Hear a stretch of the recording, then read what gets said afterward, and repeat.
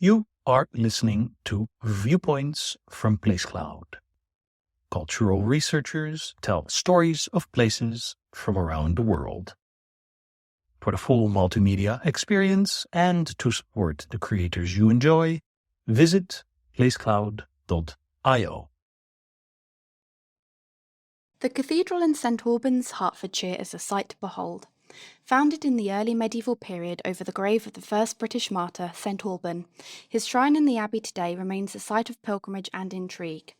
However, within St Alban's shrine is another inconspicuous grave hidden beneath the floor.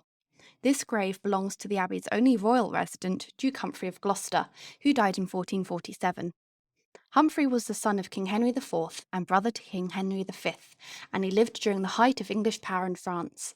His brother, Henry V, tried to claim the French crown for himself, and all but succeeded before his untimely death ruined England's chances. Humphrey was a favourite amongst the common people of England.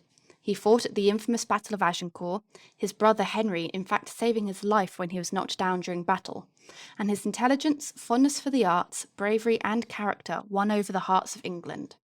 However, not everyone loved Humphrey, and one of his greatest enemies was in fact his half-uncle, Bishop, and later Cardinal Beaufort. Beaufort was Henry IV's half-brother, and his immense wealth made him invaluable to the crown. But he and Humphrey clashed at every opportunity, and they spent decades of their lives trying to undo the work of the other. Beaufort was ultimately to win this battle of egos, as he successfully hatched a plot at court with other enemies of Humphrey to attack Humphrey's beloved wife, Eleanor Cobham.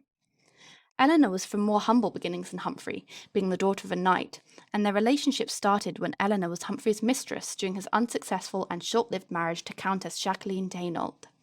After Humphrey and Jacqueline's marriage was ruled illegal by the Pope, Humphrey took the opportunity to marry Eleanor.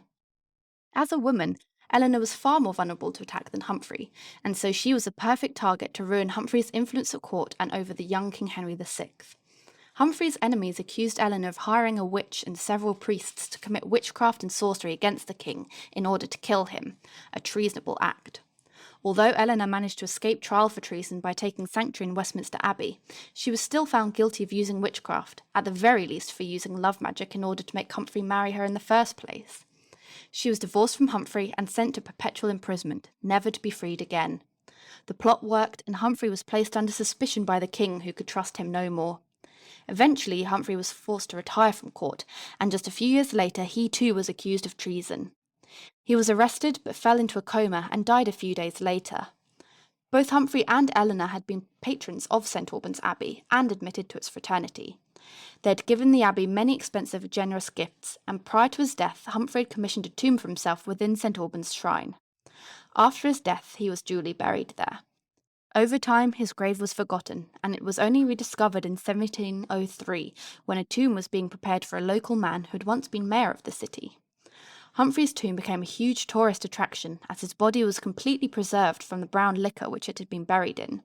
In fact, visitors to his tomb even dipped their fingers in the liquor and tasted it.